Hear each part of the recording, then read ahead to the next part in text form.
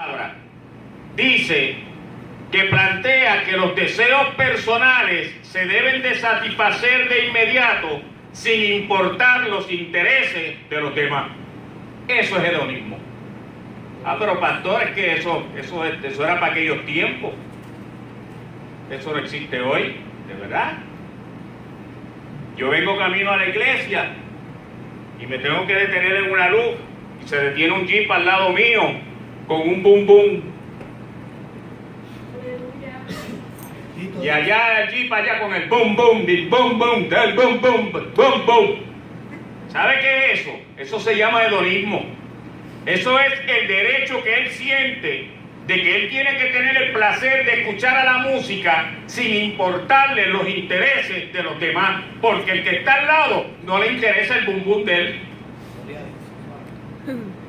A mí, que soy el que estoy detenido al lado, no me interesa oír el bum bum de él, pero él entiende en la diversidad de hoy, en el siglo de hoy, entiende que la necesidad de él satisfacer sus necesidades y de él satisfacer los deseos personales van por encima de los demás.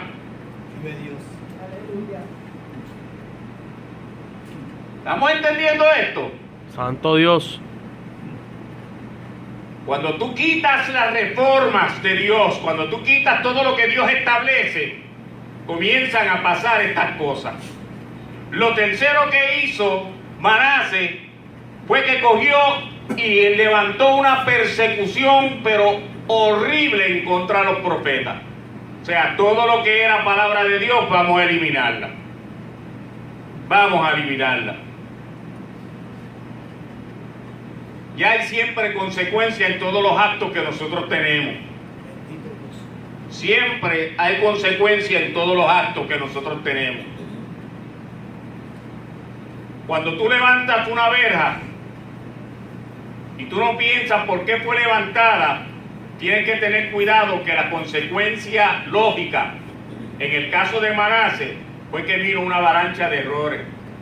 Y no tan solo una avalancha de errores, sino una avalancha de horrores para la vida de él y para la vida de la nación. Porque provocó a ir a Dios y Dios le dictó sentencia.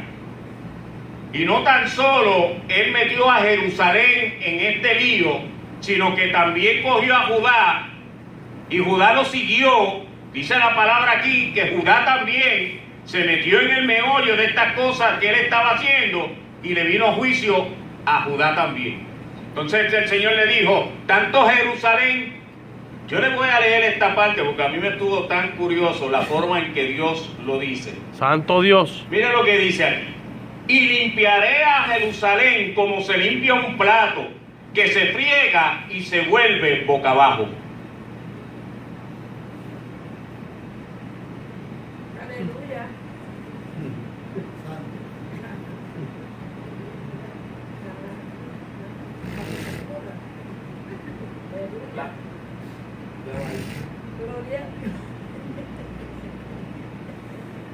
¿Sabes lo que quiere decir eso, verdad?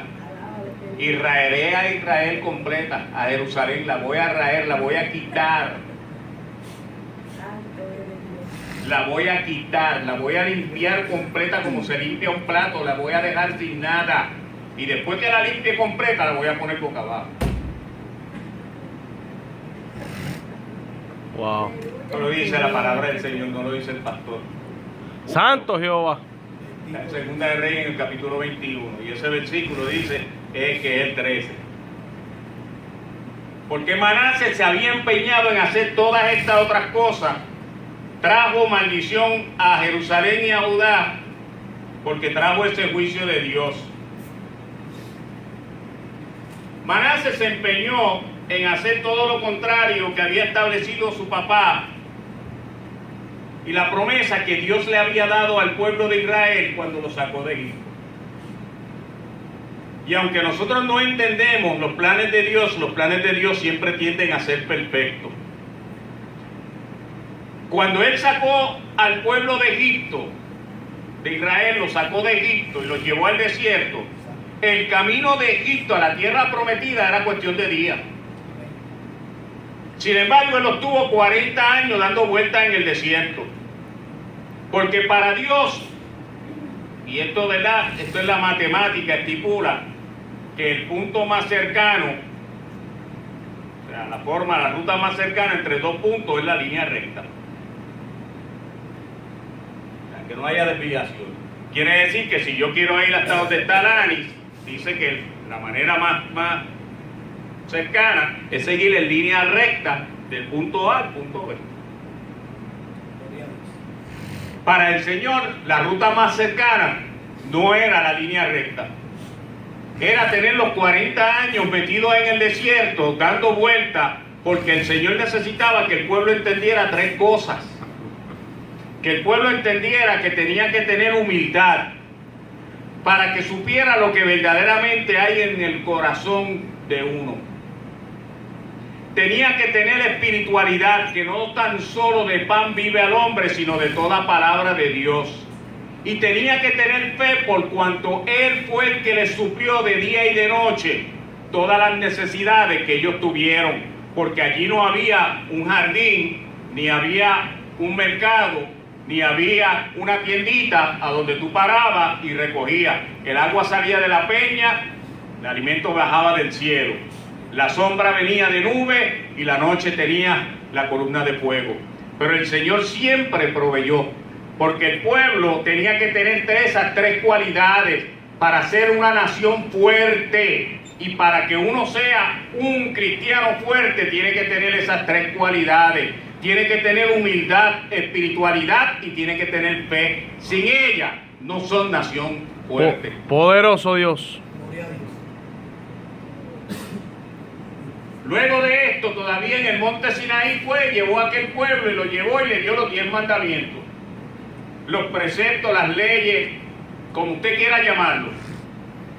La reforma, le dijo, mira, aquí tienes lo que tú necesitas para que tú puedas vivir en el orden establecido por mí, para que tengas una vida próspera y que tengas una nación fuerte y tengas una nación poderosa y tengas una nación que no será quitada jamás de la faz de la tierra. No será movida, no será trastocada, no se va a mover. En otras palabras le dijo, no levantes dioses ajenos delante de mí. Santo Dios. Y vive con los demás en el respeto que yo te indico. Esos eran los 10 mandamientos. 10 mandamientos que toda la humanidad a través de todos los tiempos los han menospreciado y los han menoscabado. Hasta el día de hoy, donde todavía seguimos haciéndolo. Nosotros no hemos entendido todavía el día de hoy que para que tú puedas tener una verticalidad hay un solo ángulo. Y los que hacen trabajo por ahí de carpintería saben cuál es el ángulo recto, ¿verdad? Usted sabe cuál es el ángulo que te mantiene en línea vertical. Y hay uno solo, que es el ángulo de 90 grados.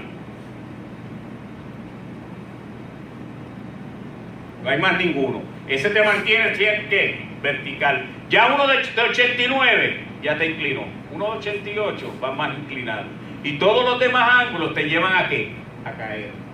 El ángulo perfecto es uno. La palabra es una. Los mandatos de Dios son uno. Lo que Dios espera de nosotros es una sola cosa. Si nosotros comenzamos a quitar las verjas y a quitar los preceptos y a hacer las cosas a nuestra manera y a confiar en otras cosas, ya no estamos en el ángulo perfecto de Dios, ni somos cristianos verticales. Estamos en un ángulo que vamos camino hacia la caída. Santo vamos Dios. Camino a aquello que no nos va a permitir. Poderoso Dios. Nosotros no lo creamos, porque a la gente tú le predicas esta palabra y a la gente tú le dices esto y la gente te dice, pero pastor, es que no puede ser. Aunque usted no lo crea, un solo hombre cambia la historia de la humanidad. Amén. Si no, pregúntenle a los Hitler, a los Stalin, a los Lenin, a los Mussolini, a los Mita. Miren a ver. Búsquese el nombre. Usted fue a la escuela. ¿Cuántos de ellos tenemos en memoria? ¿Cuántos de ellos han marcado la historia de la humanidad? ¿Cuántos de ellos han trastocado a la humanidad? ¿Cuántos de ellos han hecho que a una distancia Que Puerto Rico no ha tenido nada que ver con ellos. ¿Cómo Puerto Rico se ha afectado? Pregúntenle a sus abuelos cómo aquella Primera Guerra Mundial, donde Puerto Rico no tenía, mira, ni ton ni son en esa guerra, donde nosotros no sabíamos ni quiénes eran aquellos. Es más, yo estoy seguro que si usted le preguntaba a los muchachos de ese día dónde era que estaba Corea, dónde era que estaban todos estos sitios, no sabían. Amén. Aleluya. Lo más probable es que en un mapa no sabían encontrar a Puerto Rico. Y pregúntele cómo hubo hambre y necesidad, cómo la enfermedad mató al pueblo de Puerto Rico porque no tenía recursos, porque la nación estaba ¿qué? Estaba en sufrimiento, porque había un hombre que había decidido declarar la guerra y trastocó toda la historia de una humanidad. Mira a ver cómo Hitler no trastocó la historia de toda la humanidad. Y Hitler, porque fue un bruto, pero si él sigue cogiendo los países uno a uno, nosotros hoy estuviéramos diciendo Heil Hitler.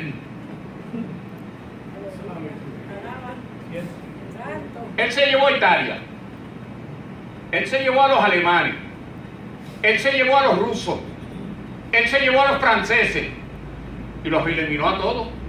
Él les ganó a todos.